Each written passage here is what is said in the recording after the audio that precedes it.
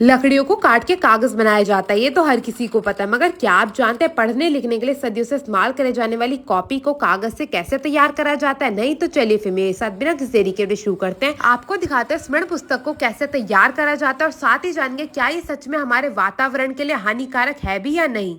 तो copy register या कह लो स्मरण पुस्तक को बनाने के लिए सबसे पहले कागज मंगाया जाता है, जो कि कागज की फैक्ट्री से आता है। अब इस कागज को डाला जाएगा मशीन के अंदर और इस पे लकीरें खींचने का कार्यक्रम शुरू करा जाएगा। जैसे ही कॉपी पे आपको लकीरें चाहिए होती है, इंग्लिश, हिंदी या फिर गणित वाली, वैसी ही लकीरें इस कागज पे खींच के तैयार कर ली जाती हैं। ये जो आप मशीन के ऊपर गोल गोल सी घूमती हुई मशीनें देख रहे हैं ना, इसी का सारा खेल होता है। इसमें नीचे की ओर से कागज घूमता हुआ जाता है और ऊपर से लकीरें खींच के एक ओर से बाहर आता रहता है। अब इस सारे के सारे कागज को लिया जाता है और एक और इकट्ठा कर लिया जाता है। अब इस कागज पे आप देख सकते हैं ढेर सारी लाइनें खींच के तो तैयार हो चुकी है, मगर मैं आपको बता दूं इसे सबसे पहले मोड़ने का कार्यक्रम शुरू करा जाएगा, क्योंकि एक कागज पे करीबन 8 पन्ने निकलते हैं। तो एक कॉपी बनाने के लिए सबसे पहले 2 से 4 पन्नों को लिया जाता है और फुट्टे की सहायता से इन्हें मोड़ मोड़ के सेट करके तैयार कर लिया जाता है। आप यहाँ पे देख सकते हैं एक एक करके इसे मोड़ा जा रहा है और इसे मोड़ के 2 भागों में इकट्ठा कर लिया जाएगा। अब इन 2 भागों को उठाया जाएगा और आगे पीछे का पन्ना लगा के तैयार करा जाएगा। मैं आपको बता दूं मशीन के अंदर एक नहीं बल्कि 2 कॉपी या फिर रजिस्टर एक बारी में बना के तैयार करे जाते हैं।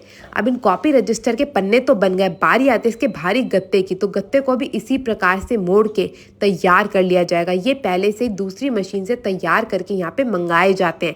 अब बारी आती है इन दोनों को आपस में जोड़ने की। तो हमारे अंकल जी आगे गत्ते लेके और यहाँ पे हमारी आंटी ऑलरेडी तैयार है इसके कागजों को बना के। अब इन कागजों और गत्तों को आपस में मिलाने के लिए ये वाले अंकल जी एक एक करके हर एक गत्ते के अंदर इन कागजों को डालने का कार्यक्रम शुरू करेंगे। एक एक करके गत्ते को उठाया जाएगा, उसके अंदर ये जो कागज बना के तैयार करके रखे गए थे इसको भर के सारी की सारी कॉपियों को तैयार कर लिया जाएगा। अब बारी आ जाती है इसकी सिलाई की। तो मैं आपको बता दूं पहले तो ये कार्यक्रम सिलाई का हाथों द्वारा करा जाता था, मगर अब इसके लिए ऑटोमेटिक मशीन लगी हुई है। एक एक करके सारी की सारी कॉपियों को इस मशीन के अंदर डाला जाएगा, जिसमें वो खुद ब खुद सिल के हर एक कॉपी को तैयार कर देगी। तो आप यहाँ देख सकते हैं बिल्कुल बेहतरीन तरीके से इस मशीन के अंदर एक ओर से डाला जाता है और दूसरी ओर से सिली सिलाई हमारी कॉपी रजिस्टर बन के तैयार हो जाती है। अभी आप यहाँ पे देख सकते हैं थोड़ी सी फूली फूली आपको दिख रही होगी।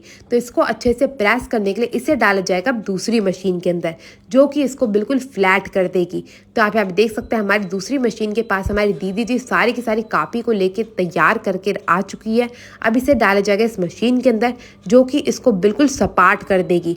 तो एक और से बिल्कुल अच्छे से इसे दबा के इस मशीन के अंदर डाला जाता है। फिर ये कुछ मिनटों भी क्या सेकंड में ही इन कॉपी को बिल्कुल फ्लैट करके तैयार कर देती है।